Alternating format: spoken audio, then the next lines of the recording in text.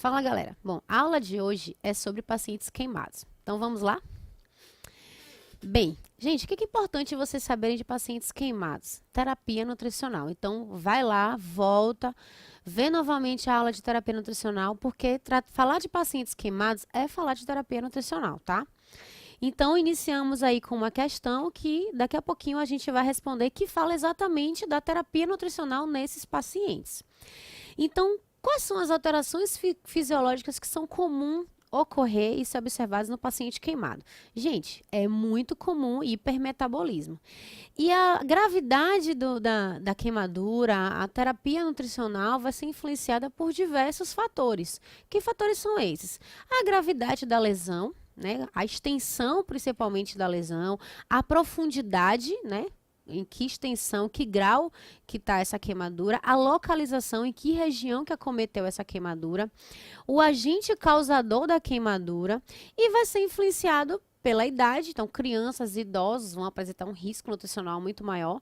Vai depender do estado nutricional prévio. Pacientes desnutridos e com a queimadura vai ter um desfecho muito mais desfavorável do que aquele paciente bem nutrido, tá? E presença de já comorbidades existentes. Vocês têm uma ideia, gente? O hipermetabolismo é tão intenso que ele pode chegar a aumentar até 200% do GEB. Tanto que vocês vão observar lá na terapia nutricional desses pacientes que a gente precisa saber o percentual da área queimada, e a depender do percentual da área queimada, o valor calórico que o paciente precisa, as necessidades calóricas vão ser aumentadas. Então, daqui a pouquinho a gente vai ver isso. Existem fórmulas específicas para queimados. Então, antes de iniciar suporte nutricional, obviamente, a gente vai precisar saber da extensão da lesão. Porque, como eu falei para vocês, eu preciso saber o percentual da área queimada para eu conseguir calcular quanto de calorias que esse paciente precisa. O trato gastrointestinal ele vai estar em risco. Lembre-se que o paciente ele vai apresentar queimaduras e, além disso, ele vai ser um paciente que muitas vezes ele vai precisar de terapia intensiva. O paciente vai estar na UTI. Então, tudo isso vai levar um prejuízo no trato gastrointestinal, tá? A dieta, ela deve ser iniciada o quanto antes. O paciente não deve ficar muito tempo em jejum. Então, nutrição enteral precoce. A via oral sempre vai ser a via preferencial, a menos que o paciente ele não consiga. E a gente vai avaliar, gente, o grau, a consistência que ele vai conseguir tolerar e o volume. Então, isso é muito individualizado.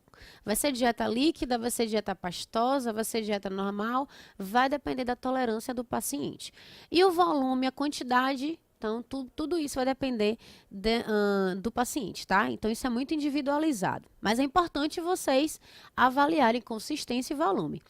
A necessidade energética, muitas vezes o paciente pode precisar de nutrição enteral via sonda. Se o paciente está consumindo menos que 60% das necessidades energéticas, muitas vezes o paciente vai precisar de sonda, tá?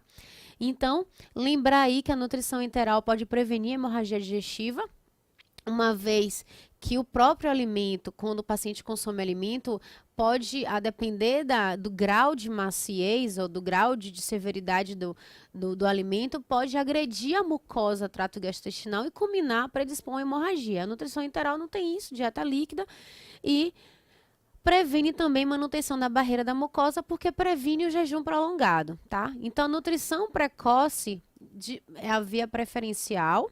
Então, as primeiras 6 a 12 horas é caracterizada como nutrição precoce, de preferência via gástrica, porque é a via mais fisiológica. Vai atenuar a resposta hormonal ao estresse, melhora a resposta hipermetabólica, auxilia na barreira intestinal, como, né, todo paciente que vai receber a dieta via gástrica. E a posição pós-pilórica, lá jejunal, né, duodenal, para os pacientes que apresentem intolerância gástrica. Então, só para esses pacientes que a gente vai prescrever dieta posição pós-pilórica, tá? Então, quando é que a nutrição enteral ela está indicada? Então, aí eu peço para vocês revisarem novamente, rever a aula de terapia nutricional. Então, basicamente, são pacientes que precisam de terapia nutricional como qualquer um outro paciente, quando ele não consegue se alimentar sozinho, só com suplemento. Então, todas aquelas necessidades de terapia nutricional no paciente como um todo, hospitalizado de UTI, vai ser o mesmo para queimados. Só tem algumas particularidades. Então, normalmente, pacientes com mais de 20% da área queimada vai precisar de nutrição integral, tá? Então, menos de 20%, só a alimentação ou um suplemento nutricional oral, ele normalmente já é capaz de atingir, de cobrir as necessidades nutricionais desse paciente. Porém, quando a área queimada é mais de 20%, vai ser preciso a nutrição integral, tá? Independente da superfície corporal queimada, se o paciente apresentar uma perda de peso importante, obviamente ele vai precisar ser candidato à terapia nutricional. Gente, perda de peso importante, leia-se 10%, maior que 10% de perda de peso em 6 meses, tá? Então, é um paciente que ele é candidato à terapia nutricional. Lesão em cavidade oral que limite a aceitação alimentar. Situações patológicas associadas a trauma de crânio, que o paciente não tem condição de via oral, então são situações que o paciente precisa aí de nutrição integral. Lembre-se que todo paciente em terapia nutricional, ele tem alto risco de desenvolvimento de síndrome de realimentação. Porque aquele síndrome do roubo celular, vocês também podem encontrar isso em livros, síndrome do roubo celular. Então, distúrbios eletrolíticos que são comuns no pacientes em jejum prolongado, principalmente em desnutridos, e aí é comum observar aí a hipofosfatemia, que é o fósforo sérico muito baixo, tá? Então, necessidades calóricas. Vamos lá para calorias, proteínas, lipídios, carboidratos, o que ele precisa? Necessidade calórica, na presença, né, de calorimetria indireta, ótimo, padrão ouro, normalmente a gente não tem na prática clínica, vai utilizar as fórmulas estimativas. Temos duas, uma preconizada pela AESPEN, que é a fórmula de Toronto, e temos a fórmula de Curreri, que a gente vai chamar mais atenção, porque ela é inclusive mais utilizada, porém não diferencia gênero, né, sexo masculino e feminino. Então, ele só considera aí, ele considera a idade, então, os 16 a 59 anos é essa fórmula, 25 calorias por quilo mais 40 calorias para cada percentual de superfície corporal queimada. E em caso de idosos, 25 calorias por quilo mais, aí já aumenta um pouquinho, ó, 65 calorias por percentual de superfície corporal queimada. E aí vocês podem me perguntar, Alessandra, eu vou ter que decorar essa fórmula? Gente, acredite, já foi uma questão de prova de concurso essa questão. E, inclusive, a gente vai responder ela hoje. E aí foi necessário saber essa fórmula, tá? Então, 25, 25, tá? Calorias por quilo, só vai diferenciar 40, 65 se for idoso, 40 se for adulto e multiplicar pelo percentual de superfície corporal queimada. A gente vai responder daqui a pouco uma questão relacionada a isso. Carboidrato. Gente, se a gente prescreve carboidrato na quantidade adequada para o meu paciente, significa dizer que eu vou poupar proteína. É um paciente que precisa de muita proteína, né, para cicatrização tecidual, e que se eu dou pouco carboidrato, eu vou acabar utilizando a minha proteína como fonte de energia. Então, é importante a gente oferecer carboidrato adequadamente para poupar essa proteína. Quanto que eu vou oferecer? Mínimo 2 gramas por quilo e não exceder 7 gramas por quilo, tá?